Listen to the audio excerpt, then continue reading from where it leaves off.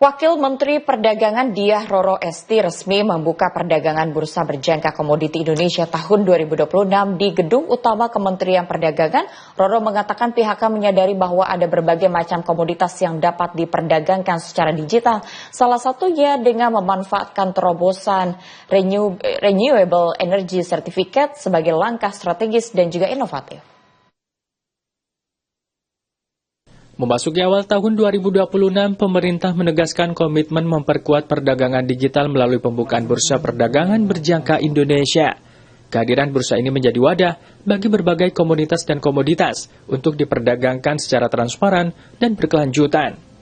Wakil Menteri Perdagangan Diah Roro Esti membuka perdagangan bursa berjangka komoditi sekaligus apresiasi terhadap inovasi bursa komoditi baru seperti ICDX untuk perdagangan Renewable Energy Certificate atau REC. Kegiatan itu dilakukan sebagai dukungan pemerintah untuk meningkatkan efisiensi, transparansi, dan mendorong inovasi dalam ekosistem perdagangan berjangka komoditi di Indonesia termasuk pemanfaatan teknologi dan integrasi dengan UMKM. Di sisi lain, Womendag juga menilai REC merupakan salah satu terobosan penting untuk kebutuhan ekspor, terlebih demand dari market internasional semakin mengedepankan ekonomi ramah lingkungan.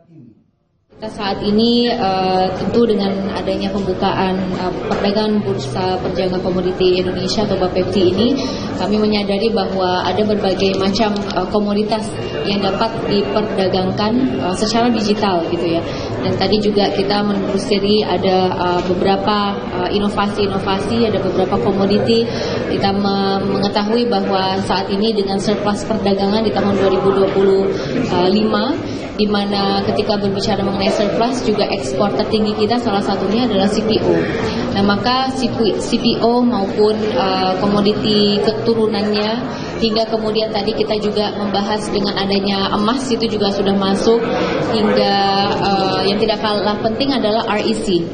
Renewable Energy Certificate ini merupakan salah satu terobosan yang sangat amat penting karena apapun yang diekspor nantinya itu membutuhkan REC. Karena demand dari market internasional juga semakin mengedepankan ekonomi hijau ataupun pertumbuhan ekonomi yang ramah lingkungan.